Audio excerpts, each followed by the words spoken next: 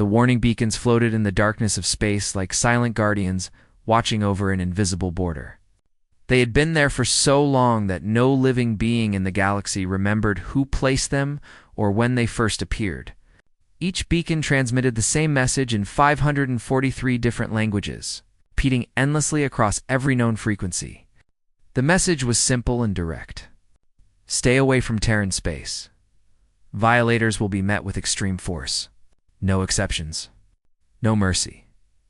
Admiral Krenthar stood on the bridge of his flagship, the Crimson Dawn, staring at the holographic display that showed dozens of these beacons scattered along an invisible line in space. His 4 eyes narrowed as he read the translated warning for the 10th time that day. Behind him, his officers worked quietly at their stations, occasionally glancing at their commander to gauge his mood.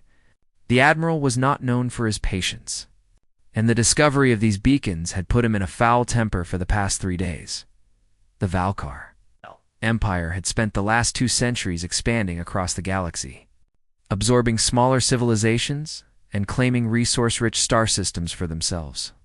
They were the dominant power in this region of space, commanding a fleet of over 10,000 warships and controlling more than 3,000 inhabited worlds. No one had dared to challenge their authority in over 50 years. Yet here they stood, blocked by ancient warning buoys and a threat they could not identify. Commander. Zekalin approached the Admiral carefully, his footsteps barely making a sound on the polished metal floor. He carried a data tablet containing the latest intelligence reports about the restricted zone. Krenthar turned to face him, his expression demanding answers without saying a word. The commander began his briefing with a slight bow of respect. His scouts had spent weeks probing the edges of the Forbidden Zone, mapping its boundaries and searching for any sign of military presence. What they found was both puzzling and insulting. The restricted area contained only a handful of star systems, and most of them were empty of life. At the center of the zone was a single inhabited planet called Earth, home to a species that called themselves humans. Krenthar listened as Zekalin described what they had learned about these humans. They were a young species, barely 200,000 years old by galactic standards. They had only achieved faster than light travel within the last 100 years and had yet to establish colonies beyond their own star system. Their technology appeared primitive compared to Valkyr standards. Their largest warships were less than half the size of a Valkyr destroyer. Their population numbered only about 10 billion individuals, spread across one planet and a few scattered orbital stations. The Admiral felt his anger rising as the briefing continued. These primitive creatures had the audacity to claim an entire region of space and threaten the mighty Valkar Empire with their warning beacons. It was an insult that could not be tolerated. The High Council would see this as weakness if he allowed such disrespect to go unanswered. Zik's single quotes. Lin hesitated before sharing the next piece of information. The intelligence division had found something unusual about the warning beacons themselves. The technology used to construct them was far more advanced than anything the humans should be capable of producing. The power sources showed no signs of degradation despite their obvious age. The materials used in their construction did not match any known element in the Valkar database. Some of the scientists studying the beacons believed they might be tens of thousands of years old, possibly older than the Valkar civilization itself. Krenthar dismissed these concerns with a wave of his hand. The beacons were clearly left behind by some ancient race that had long since vanished from the galaxy. The humans had probably stumbled upon them and decided to use the warnings to protect their pathetic little corner of space. It was a clever trick, he admitted, but it would not work against the Valkyr Empire. The Admiral ordered Zekalin to prepare a report for the High Council, recommending immediate military action against the Terran zone. The region contained several planets rich in rare minerals that the Empire needed for its continued expansion. There were also 3 habitable worlds that could be colonized once the humans were removed. The strategic value alone justified the risk. 3 weeks later, Krenthar stood before the High Council in the Grand Chamber on the Valkar homeworld. The council consisted of 7 elder leaders who had guided the Empire for decades. They sat in elevated seats arranged in a semicircle, looking down at the Admiral as he presented his case. He spoke with confidence about the military strength of the Valkar fleet and the weakness of the human defenses. He showed them projections of the resources they could gain from the Terran zone. He argued that allowing such a primitive species to dictate terms to the Empire would encourage other civilizations to challenge Valkar. Authority. That debate that followed lasted for hours. Some council members urged caution, suggesting that they should attempt diplomatic contact with the humans before resorting to military action. Others worried about the mysterious origins of the warning beacons and what they might represent. A few even mentioned old legends about a powerful human empire that existed long ago. Though most dismissed these stories as myths with no historical evidence, High Chancellor Vekmer, the eldest member of the council, raised concerns about fragmentary records found in the Imperial archives. The records spoke of an ancient war that nearly destroyed the galaxy, and they mentioned humans as one of the combatants. But the files were incomplete and corrupted, making it impossible to verify their accuracy. Vekmer suggested sending a diplomatic envoy first to assess the situation peacefully. Krenthor countered every argument with military logic and confidence. The Valkar Empire had conquered hundreds of worlds. They had defeated species far more advanced than these humans appeared to be. The warning beacons were nothing more than a psychological deterrent, meant to frighten away the weak and timid.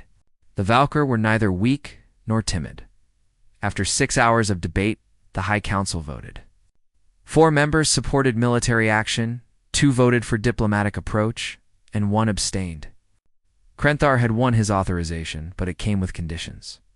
He would lead a reconnaissance mission into Terran space with a battle group of 12 warships. The mission was to test human defenses, assess their military capabilities, and establish Valkar dominance in the region. If the humans proved to be more dangerous than expected, he had permission to withdraw and request reinforcements. The admiral left the council chamber with a sense of triumph. He had 3 weeks to prepare his battle group and plan the invasion route. His officers were already selecting the best ships and crews for the mission. They would enter Terran space, crush any resistance they encountered, and claim the territory for the Empire. The humans would learn what it meant to threaten the Valkar as Krenthar walked through the halls of the government complex. He passed a statue of an ancient Valkar warrior. The inscription at its base spoke of honor, caution, and wisdom in battle. The admiral barely glanced at it as he continued toward his transport. He had no time for ancient philosophy. He had a war to win and glory to claim. The warnings meant nothing to him. Soon, the entire galaxy would know that the Valkar Empire bowed to no one, especially not to a primitive species. Hiding behind empty threats, the Valkar battle group emerged from faster-than-light travel at the edge of Terran space, exactly 3 weeks. After the High Council gave their authorization, 12 warships materialized in perfect formation, their weapons systems already powered and ready for combat. Admiral Krenthar sat in his command chair aboard the Crimson Dawn, watching the main view screen as the sensors began mapping the surrounding space. The warning beacons were there, just as the scout reports had indicated. Transmitting their endless message of threat and caution, Krenthar ordered his communications officer to override the beacon transmissions and broadcast a message of his own. The Valkar Empire was claiming this region of space by right of superior force. Any vessels in the area had 1 hour to surrender or be destroyed. He leaned back in his chair with satisfaction as the message began repeating on all frequencies. Let the humans hear it and tremble. The battle group moved forward slowly, crossing the invisible boundary marked by the warning beacons. The admiral expected alarms, defensive fire, or at least some response to their intrusion. Instead, there was only silence. The sensors showed nothing except empty space and distant stars. No defense platforms, no orbital weapons, no sign of military presence at all. Krenthar frowned at the displays, wondering if the humans were truly this unprepared or if they had some trick waiting. 30 minutes passed without incident. The Valkar ships continued deeper into Terran space, their sensors sweeping in all directions for any sign of threat. The crew began to relax slightly, convinced that the warnings had indeed been nothing but empty words. Some of the junior officers even made jokes about the cowardly humans hiding on their primitive planet. Then the sensors detected a single ship approaching from the direction of Earth. It was small, barely the size of a Valkar corvette, moving at a steady pace that suggested confidence rather than haste. The vessel made no attempt to hide or evade. It simply came forward on a direct intercept course with the battle group. Krent. Hoare ordered his tactical officer to analyze the approaching ship. The scans revealed a vessel of unusual design, sleek and angular, with no obvious weapon ports or shield generators. Its power signature was strange, operating on frequencies that Valkar sensors had difficulty reading. The hull appeared to be constructed from materials that partially deflected their scanning beams. The tactical officer could not get a clear reading on its capabilities or armament. The human ship stopped exactly 10,000 kilometers from the Valkar formation. For a long moment, nothing happened. Both sides simply waited, measuring each other across the empty void. Then a communication request came through on standard galactic frequencies. Krenthor accepted the transmission, curious to hear what the humans had to say. The face that appeared on the view screen belonged to a human male, wearing a dark blue uniform with simple insignia on the shoulders. His skin was pale, his hair was cut short and colored brown, and his eyes were a shade of green that Krenthor found unsettling. The human looked directly at the Admiral with an expression that showed neither fear nor aggression, only calm certainty. The human identified himself as Captain Jake Morrison of the Terran colonial ship Guardian. He spoke in perfect Valkar language, his pronunciation flawless and his tone respectful but firm. He stated that the Valkar battle group had entered restricted space in violation of clearly posted warnings. He requested that they turn around immediately and leave Terran space. This was their only warning. There would be no second chance. Krenthor felt a surge of anger at the audacity of this primitive creature. He leaned forward in his chair and began listing the military strength arrayed before the Guardian. 12 Valkar warships, each one capable of reducing a planet to ash. Over 6,000 trained warriors ready for combat, weapons that had conquered 3,000 worlds. He demanded Earth's immediate and unconditional surrender. If the humans refused, he would personally oversee the destruction of their homeworld. Captain Morrison listened to the entire speech without interruption. When Krenthor finished, the human captain waited a few seconds before responding. His expression had not changed at all. He explained in that same calm voice that humanity had been monitoring the Valkar Empire's expansion for over 60 years. They had watched the Valkar conquer world after world, subjugating peaceful species and claiming resources that did not belong to them. Earth had no interest in interfering with galactic politics or challenging the Valkar's control of their territory. But Terran space was different. The warnings placed around this region were there for a very good reason. Morrison continued speaking, his words measured and precise. He said that humanity understood the Valkar might find the warnings insulting or confusing. That was unfortunate but unavoidable. The restrictions existed to protect both humanity and the rest of the galaxy from a conflict no one wanted. He urged Admiral Krenthor one final time to reconsider. Turn the battle group around. Leave Terran space. Forget this ever happened. The Valkar Empire could continue its expansion in any other direction. Earth would not interfere. Krenthor laughed at the suggestion. The sound echoed through the bridge of the Crimson Dawn, and several of his officers joined in. The idea that this single tiny ship could threaten a Valkar battle group was absurd. He told Morrison that he had wasted enough time with pointless diplomacy. The Valkar fleet would proceed to Earth, and the humans would surrender or die. There was no third option. Captain Morrison's expression finally changed. He looked sad, almost disappointed, as if he had genuinely hoped the Valkar would make a different choice. He nodded slowly and spoke 6 words that would be recorded in galactic history. "Don't say we didn't warn you." The transmission ended abruptly. The view screen went dark. For a moment, nothing happened. Then the Guardian began powering up weapon systems that made every alarm on the Crimson Dawn scream in warning. The Valkar sensors could not identify the energy signatures they were detecting.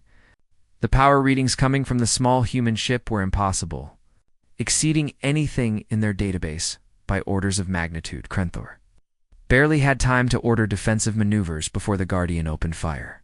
Beams of coherent energy, colored a brilliant blue-white, lanced out from ports that hadn't been visible seconds earlier. The first beam struck a Valkar destroyer on the port flank. The ship's shields, capable of withstanding sustained bombardment from multiple heavy cruisers, collapsed instantly. The second beam punched through the destroyer's hull from bow to stern, and the ship exploded in a flash of superheated gas and debris. The remaining 11 Valkar warships scattered, breaking formation as they tried to bring their weapons to bear on the Guardian. The human ship moved with impossible speed and precision, dodging incoming fire while its weapons carved through Valkar shields like they were made of paper. A second destroyer died, then a third. A heavy cruiser tried to ram the Guardian and was sliced in half by a sustained beam that burned hotter than a star's core. Krenthor shouted orders that his crew struggled to follow. Nothing in their training had prepared them for an enemy like this. The Guardian was everywhere at once, its weapons firing with perfect accuracy while it avoided every shot the Valkar ships managed to launch. A fourth ship exploded. Then, a fifth. The battle, if it could even be called that, had lasted less than 30 seconds. The Admiral watched in horror as 3 more of his ships were reduced to burning wreckage. His flagship shields were holding for now, but he could see the power readings fluctuating wildly under the strain. The Guardian had not even targeted the Crimson Dawn yet, focusing instead on eliminating the smaller vessels first. It was methodical, efficient, absolutely terrifying. With 8 of his 12 ships destroyed, and the remaining 4 barely holding together, Krenthor made a decision he had never thought he would face. He ordered a full retreat. The surviving Valkar warships turned away from the Guardian and activated their faster-than-light drives, fleeing Terran space as quickly as their damaged systems could manage. Behind them, the Guardian stopped firing and simply watched them go, making no attempt to pursue. As the Crimson Dawn jumped away from the battlefield, Krenthor sat in his command chair staring at the damage reports scrolling across his screens. 8 ships lost. Over 4,000 Valkar warriors dead. The most humiliating defeat in the Empire's recent history, and all of it at the hands of a single human vessel commanded by a captain who had tried to warn them away. The Admiral's hands shook as he began preparing his report for the High Council. He had no idea how he would explain what just happened. The humans were not the primitive species they appeared to be. They had technology far beyond anything the Valkar possessed. And if one small ship could destroy 2/3 of a battle group in under a minute, what could an entire human fleet accomplish? The warnings had been real after all. The emergency session of the Valkar High Council convened within hours of Admiral Krenthor's return to Imperial space. The Grand Chamber was filled with tension as the 7 council members took their seats and demanded an immediate explanation for the catastrophic loss of 8 warships. Krenthor stood before them, his uniform still stained with soot from the emergency repairs his flagship had undergone during the retreat. His 4 eyes were downcast as he began his report. He described the encounter with the human ship called the Guardian and its captain, Jake Morrison. He explained how a single vessel had destroyed 8 Valkar warships in less than 1 minute, using weapons technology that defied every principle of known physics. He showed them the sensor recordings, though the data was fragmentary and incomplete due to the electromagnetic interference from the battle. The council members watched in stunned silence as the footage showed their proud warships being torn apart like children's toys. High Chancellor Beckmer demanded to know how this was possible. The intelligence reports had indicated that humans were a primitive species with limited technology. How could they possess weapons capable of such devastating power? Krenthor had no answer. He could only report what he had witnessed with his own eyes. The council chamber erupted into heated debate. Some members called for immediate retaliation, arguing that the Empire could not allow such humiliation to go unanswered. Others urged caution, suggesting that perhaps the humans had been telling the truth about the warnings. A few voices called for a full investigation into the origins of the human species and their technology. Before any further action was taken, Thor listened to the arguments swirling around him and felt his shame turning into rage. The defeat had been humiliating, yes, but it had also revealed something important. The humans had superior weapons, but they clearly possessed only a small number of them. If the Guardian represented the peak of human military power, then the Valkar could still win through sheer numbers. One ship, no matter how powerful, could not stand against hundreds. The admiral stepped forward and raised his voice above the chaos. He argued that the humans must be hiding something, some kind of ancient superweapon they had discovered rather than developed themselves. It was the only explanation that made sense. A species that primitive could not have created such advanced technology on their AU. They must have found it somewhere, perhaps in ruins left behind by a long-dead civilization. If the Valkar could capture this technology and study it, they could incorporate it into their own weapon systems. High Chancellor Vekmer pointed out that this was pure speculation without evidence. Krenthar countered that the only way to get evidence was to probe deeper into Terran space with a larger force. The humans had shown their hand. Now the Empire knew what they were facing and could prepare accordingly. The debate continued for 3 days. Representatives from the military, the scientific community, the intelligence services were called in to provide their assessments. The military leaders supported Krenthar's position, arguing that the Empire's reputation was at stake. If word spread that the Valkar had been defeated by a primitive species, it would encourage rebellion in their conquered territories and embolden their enemies. The scientists were divided, with some fascinated by the possibility of studying human technology and others warning that attacking an unknown enemy was foolish. The intelligence services could provide no useful information about human capabilities beyond what was already known. On the 4th day, the High Council reached a decision. They would authorize a full military response against Earth, but it would be executed with overwhelming force. Admiral Krenthar would command an armada of 350 warships, including 12 of the Empire's most powerful dreadnoughts. The fleet would also carry ground forces numbering over 100,000 soldiers, along with siege equipment and planetary bombardment weapons. If the humans refused to surrender, Earth itself would be reduced to a lifeless rock. As an example to the rest of the galaxy, Krenthar accepted the command with grim satisfaction. He would avenge the warriors who had died under his command and restore honor to the Valkar Empire. The assembly of such a massive fleet would take time, but he would use those weeks to plan every detail of the invasion. The humans would not catch him unprepared a second time. Meanwhile, billions of light years away on Earth, the Terran Defense Council gathered in a secure facility deep beneath the planet's surface. The council chamber was a circular room with walls made of reinforced steel and displays, showing real-time data from hundreds of monitoring stations throughout Terran space.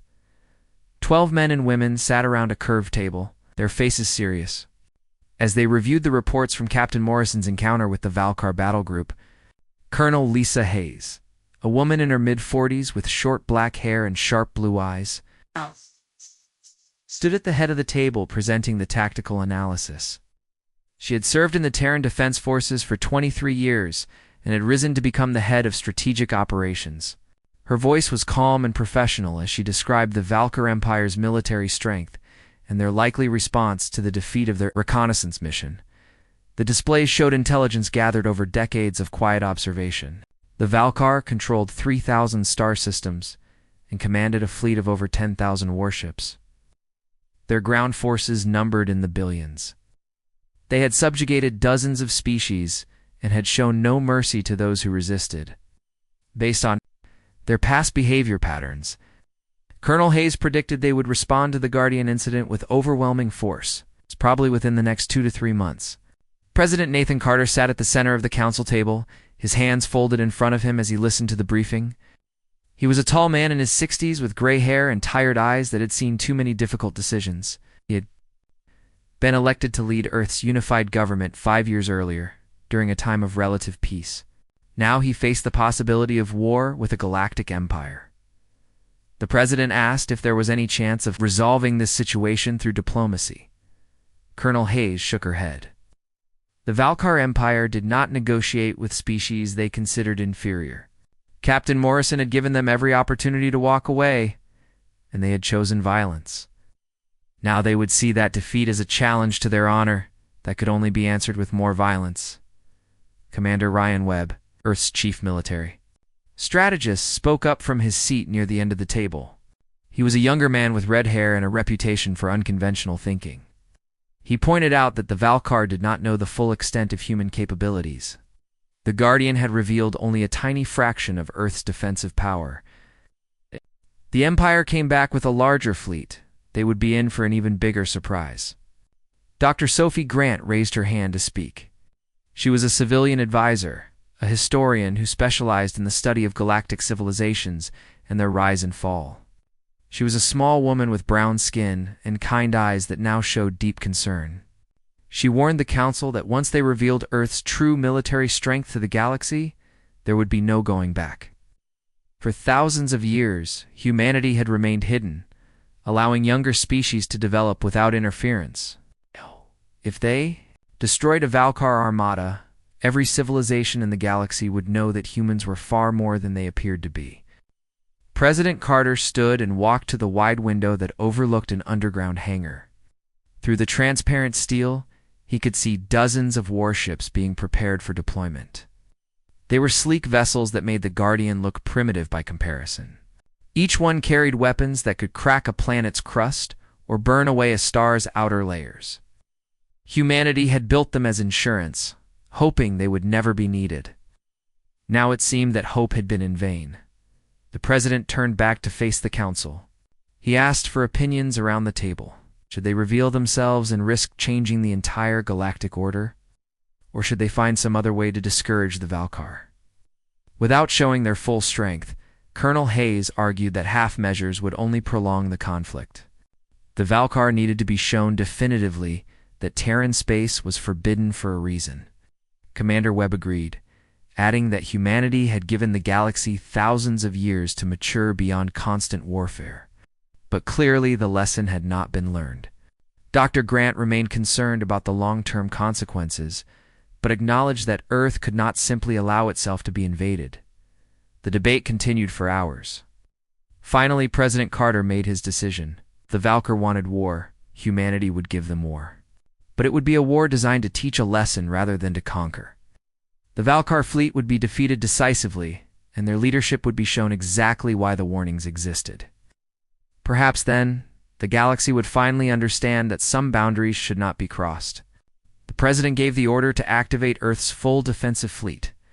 Across the solar system, thousands of warships that had been waiting in hidden bases and camouflage stations began powering up their systems. Crews that had trained for decades in secret reported to their vessels. Weapons that could reshape the fabric of space itself were brought online. Humanity was preparing to remind the galaxy of a truth that had been forgotten over thousands of years. Some warnings are not empty threats. Some warnings are acts of mercy. The Valkar Armada arrived at the edge of the Sol system, exactly 63 days after the High Council issued their authorization for full-scale invasion. 350 warships emerged from faster-than-light travel in a formation that stretched across thousands of kilometers of space. Admiral Krenthar stood on the bridge of his new flagship, the Eternal Fury, watching the tactical displays as his fleet assembled into attack formation. This time there would be no mistakes. This time the humans would face the full might of the Valkar Empire. The armada included 12 massive dreadnoughts, each one over 3 kilometers long and capable of reducing a continent to ash with a single bombardment. There were 80 heavy cruisers, 140 destroyers, and over 100 support vessels carrying troops and siege equipment. The combined firepower of the fleet could sterilize an entire planet in less than an hour. Krenthar felt confident that even the mysterious human weapons would not be enough to stop such overwhelming force. The Admiral ordered a full sensor sweep of the system as the fleet began its advance toward Earth. The results were puzzling and made several of his officers exchange worried glances. The sensors showed no defensive positions at all, no orbital weapons platforms, no minefields, no defense satellites. The inner planets were empty of military installations. Even Earth itself showed no visible defenses beyond a few small orbital stations that appeared to be civilian in nature. Commander Zeklin, who had survived the first encounter and was now serving aboard the Eternal Fury, approached Krenthar with the sensor reports. He suggested that the humans might be hiding their forces using some kind of stealth technology. The Admiral dismissed the concern. Even if the humans could hide a few ships, they could not possibly hide enough vessels to threaten an armada of this size. More likely, the primitives had realized the futility of resistance and were cowering on their homeworld. hoping for mercy. The Valkar fleet crossed the orbit of Neptune without incident. Then Uranus, then Saturn. Still there was no response from Earth. No communication, no sign of military activity. Some of the younger officers began to relax, convinced that the battle was already won. The older veterans remained tense, remembering the reports of how quickly the Guardian had destroyed 8 warships. Hay did not trust this silence, as the Armada passed the orbit of Mars. Admiral Krenthar prepared to broadcast a surrender demand to Earth. He stood before the communications array, ready to give the humans one final chance to submit before the bombardment began. His hand was reaching for the activation control when every sensor on every ship in the fleet screamed warnings.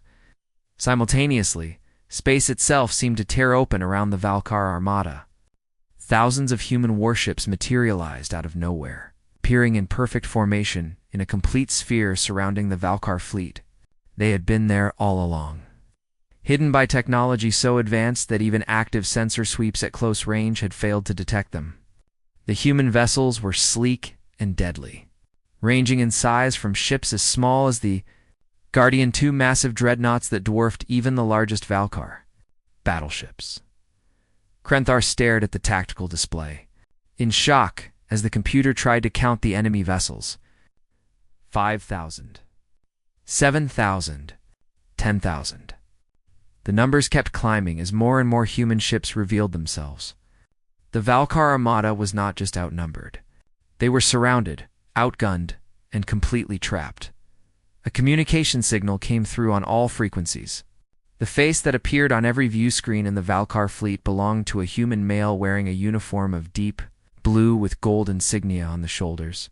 He had dark skin, brown eyes, and an expression of cold determination. He identified himself as Admiral Danny Brooks of the Terran Defense Fleet. Commanding officer of the warship Vengeance, Admiral Brooks spoke in perfect Valkar language, his voice carrying across the void to every ship in the enemy fleet. He said that the Valkar Empire had been warned. They had been given clear instructions to stay away from Terran space. They had been offered a chance to turn back peacefully. They had chosen to ignore the warnings and bring an invasion fleet to Earth. Now they would face the consequences of that decision. Krenthar found his voice and demanded to know who the humans thought they were. He commanded the largest fleet the Valkar Empire had assembled in 50 years. 350 warships crewed by the finest warriors in the galaxy. The humans might have numbers, but the Valkar had experience and discipline. He would not surrender to primitives regardless of their tricks. Admiral Brooks listened to the entire speech without expression. When Krenthar finished, the human admiral simply said that the Valkar had been warned. Then he gave an order that would be remembered in galactic history for thousands of years. Fire. The human fleet opened up with weapons that made the Guardians' armament look like toys. Beams of coherent energy in colors that hurt to look at lanced through space, striking Valkar shields with enough force to overload them instantly. Missiles that could track targets through faster-than-light maneuvers streaked from launch tubes. Weapons that disrupted the fundamental forces holding matter together, turned proud warships into clouds of dissociated atoms. But the humans were not trying to destroy the Valkar fleet. They were systematically disabling every ship without killing the crews. Precision strikes took out weapons arrays. Carefully aimed shots destroyed engine cores without breaching the reactors. Tractor beams locked onto damaged vessels before they could drift into each other. The human fleet moved with perfect coordination, as if 10,000 ships were controlled by a single mind. Krenthar watched in horror as his armada was taken apart piece by piece. A Valkar dreadnought fired its main cannon at a human battleship. The beam struck the human vessel's shields and simply vanished. Absorbed by defensive systems that operated on principles the Valkar could not comprehend. The human ship returned fire with a single shot that severed the dreadnought's entire forward section, leaving the crew compartments intact, but rendering the ship completely helpless. The admiral ordered his fleet to scatter and retreat, but there was nowhere to go. Every direction was blocked by human warships. Every attempt to activate faster-than-light drives was countered by some kind of field that prevented the formation of the necessary spatial distortions. The Valkar were trapped in normal space, surrounded by an enemy that could destroy them in seconds, but instead was choosing to humiliate them. The battle, if it could be called a battle, lasted 14 minutes. In that time, every single Valkyr warship was disabled. Not one human vessel was even scratched. The casualties on the Valkyr side numbered in the hundreds from accidents and system failures. But considering the scope of the engagement, it was almost nothing. The humans had pulled their punches, showing mercy to an enemy that had come to destroy their homeworld. Admiral Krenthor sat in his command chair aboard the powerless, Eternal Fury, staring at the dead controls and dark screens around him. His fleet was ruined. His reputation was destroyed. Everything the Valkyr Empire had believed about its military superiority had been proven false in less than 15 minutes. And the worst part was that the humans had not even needed to fight seriously. They had swatted aside the armada like an adult, brushing away an annoying insect. A tractor beam locked onto the Eternal Fury and began pulling it away from the rest of the disabled fleet. Krenthar did not resist as his flagship was towed toward Earth through the viewport. He could see the blue and white planet growing larger, looking peaceful and beautiful despite the massive fleet protecting it. He wondered what the humans would do with him now. Execute him as a war criminal, perhaps. Imprison him for the rest of his life. Either fate seemed preferable to the shame he felt. The Eternal Fury was brought to a complete stop in high orbit above Earth's northern hemisphere. A message came through on emergency frequencies, instructing Krenthar to prepare for transport. He stood slowly, straightening his uniform, even though it no longer seemed to matter. Two of his guards accompanied him to the transport room where a shimmering field of energy appeared and engulfed them. When the light faded, Krenthar found himself standing in a large chamber with white walls and bright lighting. The room was empty, except for a single human woman waiting by a doorway. She was older, perhaps in her 60s, by human reckoning, with gray hair and eyes that seemed to look right through him. She wore a simple uniform without military insignia. The woman introduced herself as Director Helen Price of the Historical Archives Division.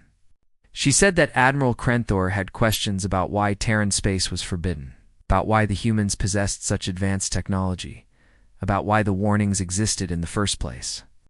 She was here to provide answers. But first, he needed to understand the truth about humanity and their place in the galaxy. Director Price gestured toward the doorway behind her. She told Krenthar that what he was about to see would change everything he thought he knew about the universe. The Valkyr Empire believed itself to be powerful and advanced. They were about to learn how wrong they had been. The Admiral followed the director through the doorway into a corridor that led deep into the facility. He had come to Earth expecting to conquer a primitive species. Instead, he was about to discover a secret that had been hidden from the galaxy for over 50,000 years. A secret that would shake the foundations of everything the Valkyr held to be true. The warnings had been real.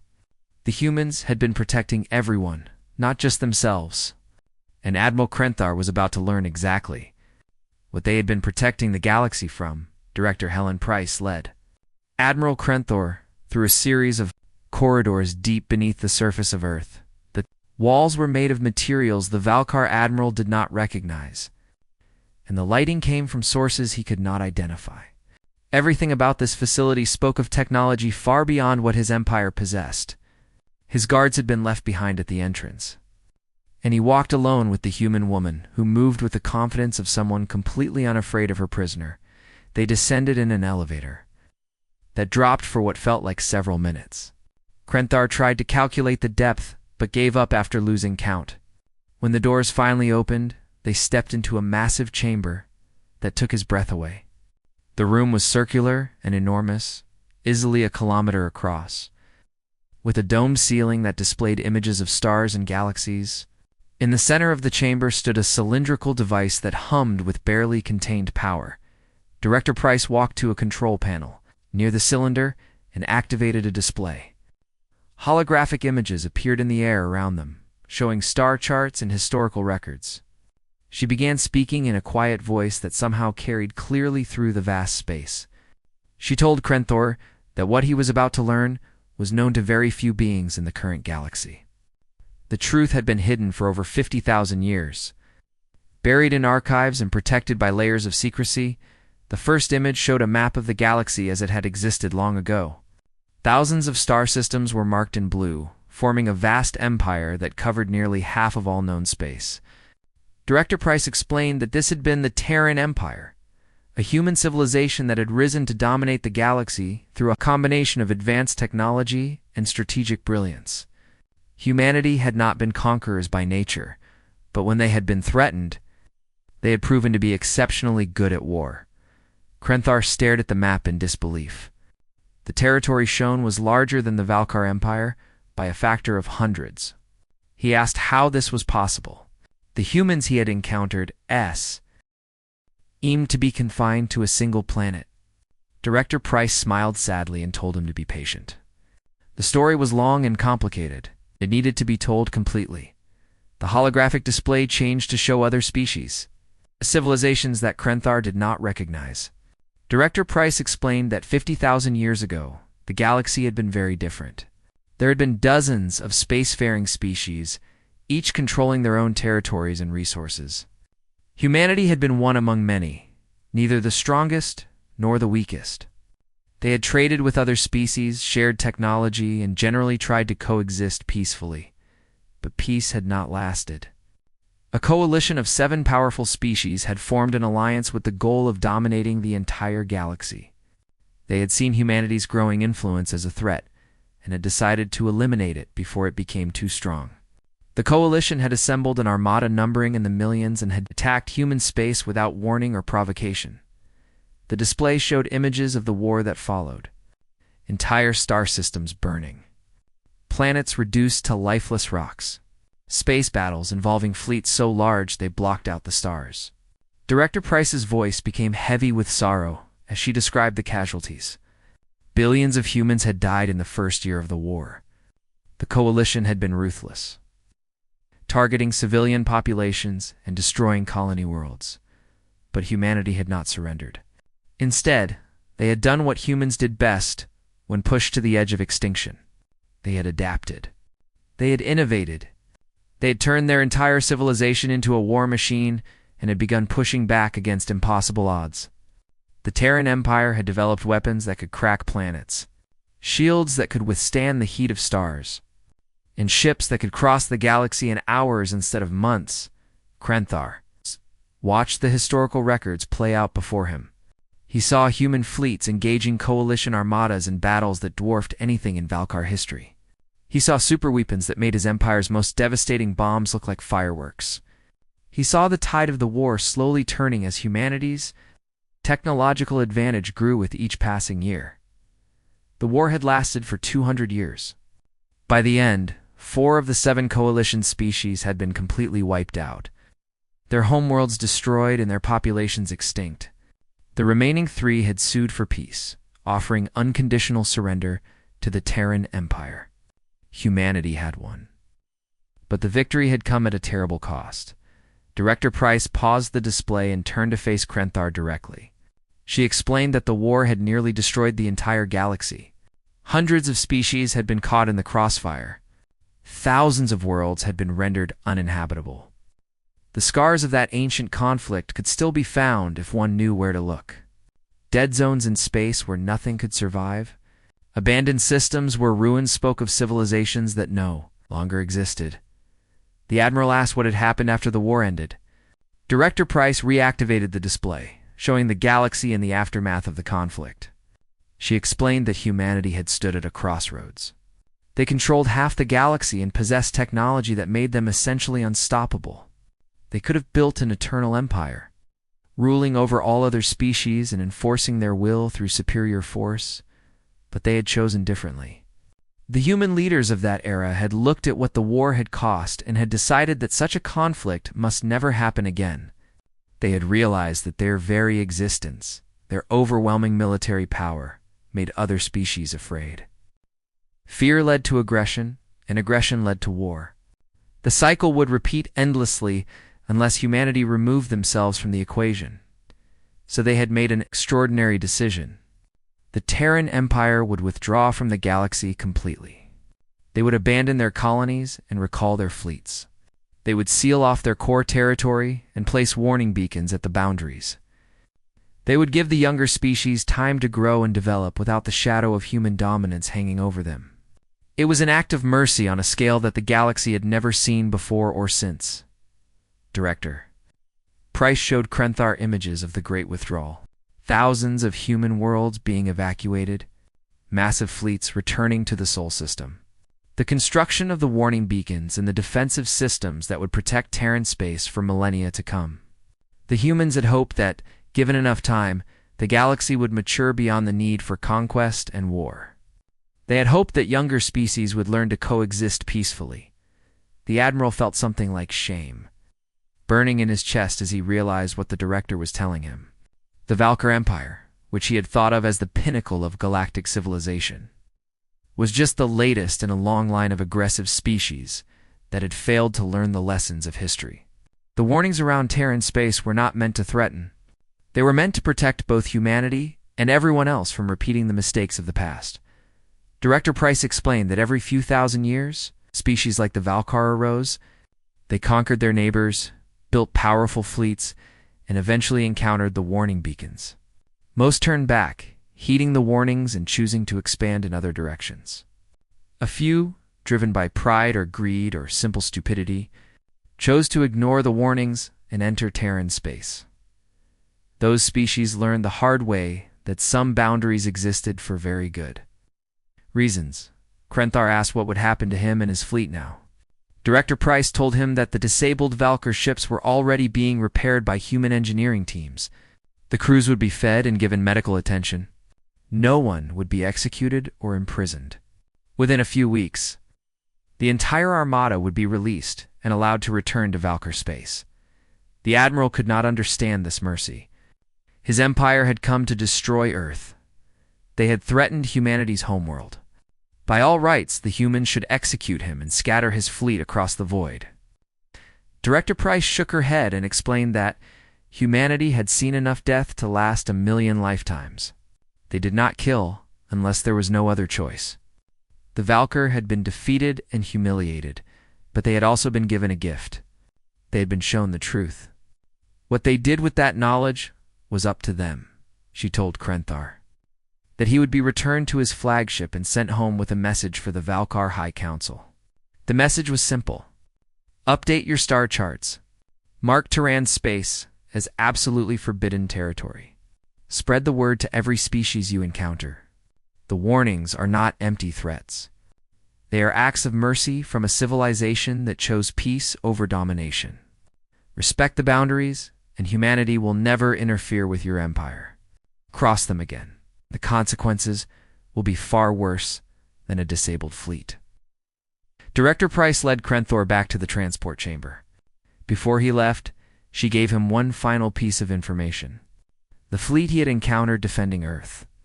Those 10,000 warships that had effortlessly disabled his armada represented less than 5% of humanity's total military capability.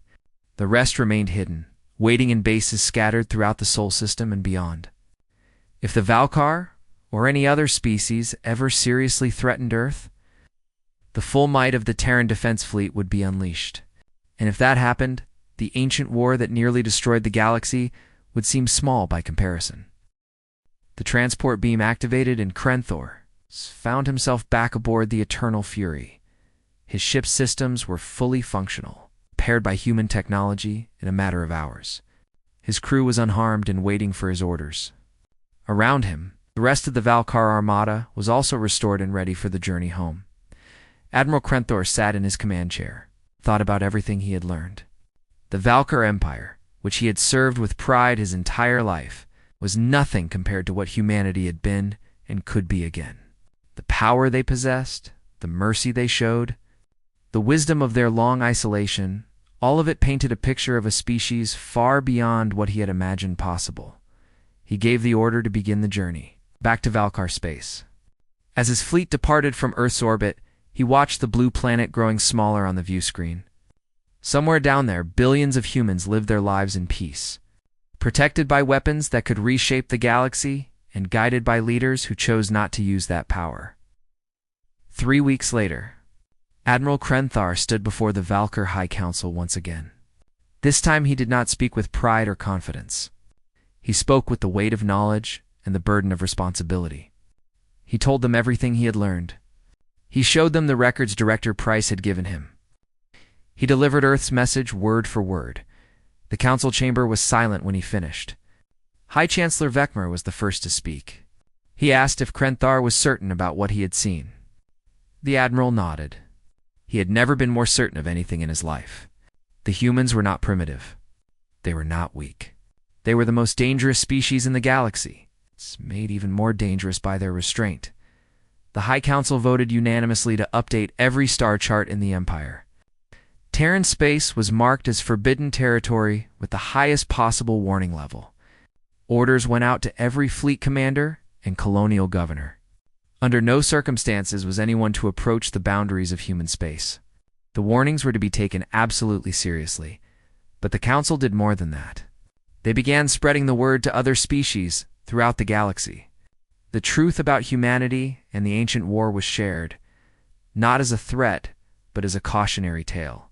The Valkyr Empire, humbled by their encounter with Earth, became advocates for respecting the boundaries that protected everyone from conflicts. No one could win. Admiral Krenthar retired from military service and became a historian, dedicating the rest of his life to studying the ancient war and teaching younger generations about the importance of heeding warnings. He never forgot the lesson he had learned in that chamber beneath Earth's surface. Some civilizations rise through conquest. Some fall through hubris. And some, the rarest and most remarkable, choose to step back from power for the good of all. Humanity had made that choice 50,000 years ago, and they were still honoring it. The warnings around Terran space stood as monuments to that choice, reminders that the strongest act of power was sometimes knowing when not to use it.